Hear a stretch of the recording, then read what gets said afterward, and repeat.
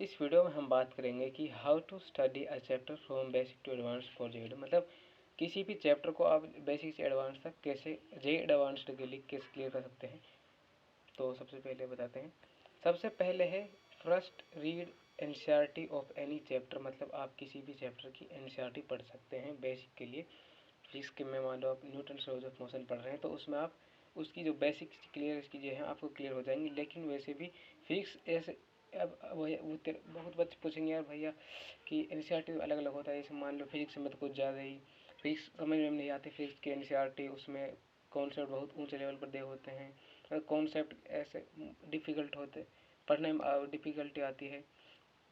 और जैसे मैथ की एनसीईआरटी बहुत ईजी है। केमिस्ट्री तो मीडियम लेवल की है वैसे केमिस्ट्री तो। लेकिन फिर मैं कहूँगा कि आप एनसीईआरटी को एक बार पढ़ लेना, बढ़िया है। फिर उसके बाद आप 5 लेक्चर यानी कि आपको प्रॉपर लेक्चर देखने हैं। ऐसे नहीं कि आपको भाई आप शुरू से 11th में आए आप वन शॉट देख करने लग गए, ऐसा नहीं होता। आप अगर 11th में है, अगर आप 11th में हैं तो आप वन शॉट ना देखें, आप प्रॉपर लेक्चर देखें। 7-8 लेक्चर होते हैं हर एक चैप्टर के, तो आप उन्हीं लेक्चर्स को देखें। और अब बहुत बच्चे कहेंगे भैया हम तो अभी 12th में है, तो 12th में है वो बच्चे 12th में वे भी प्रॉपर 7-8 लेक्चर होते हैं एक चैप्टर के, वो ही देखें।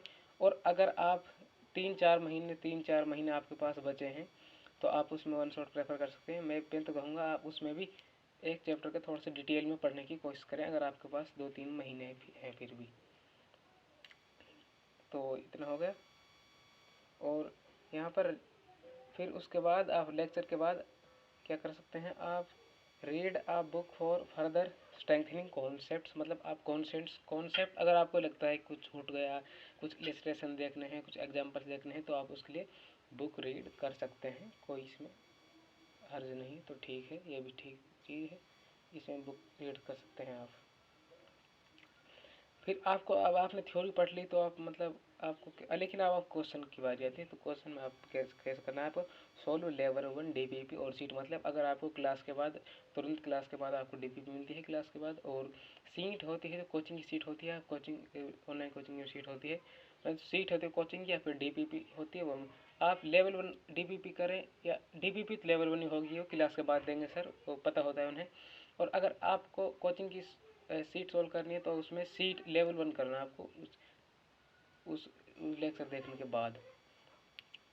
फिर आप अगर आपने वे सोल्व कर ली तो फिर आप लेवल 2 सीट पर जा सकते हैं। लेवल 1 थोड़ी सी हार्ड होती है तो आप इस पर जा सकते हैं, कोई इसमें नहीं है। और अगर आपने ये भी कर ली तो आप फिर जा सकते हैं सोल्व हार्ड क्वेश्चंस करने पर आप जा सकते हैं। हार्ड क्वेश्चन मतलब जो जेईई मेंस और जेईई एडवांस के बीच में होते हैं बहुत आप मतलब हार्ड क्वेश्चन होते हैं उसके जो भी आपके पास एक्सरसाइज है, आपके पास डीपीपी है, सीट है, उसमें हम हार्ड क्वेश्चन सॉल्व कर सकते हैं। फिर इसके बाद क्या करें, आप revise anything if you want. अगर आपको लगता है कि आपको कुछ छूट गया, यानी कि अगर आपने हार्ड क्वेश्चन ट्राई किया आपसे हार्ड क्वेश्चन नहीं हुए, तो आप रिवाइज कर सकते हैं कुछ भी। अगर आपसे हो भी गई तो आप एक बार रिवाइज कर लेना, ठीक है, क्योंकि इसके बाद हम PYQ करने पर जाएंगे।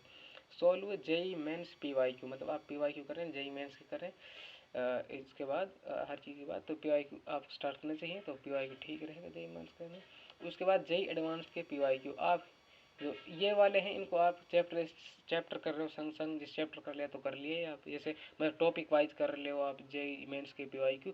लेकिन जेईई एडवांस के PYQ आप टॉपिक वाइज, मैं तो कहूँगा कि आप चैप्टर के बाद भी मत करो, आप उसको 2-3 चैप्टर हो जाएं जब करो, क्योंकि उसके क्वेश्चन 2-3 चैप्टर से मिक्स होकर आते हैं। जैसे मैकेनिक्स में रोटेशन के सवाल में NLM वो सारी चीज़ लग जाती हैं, तो आप उसमें थोड़ा सा वह देख सकते हैं।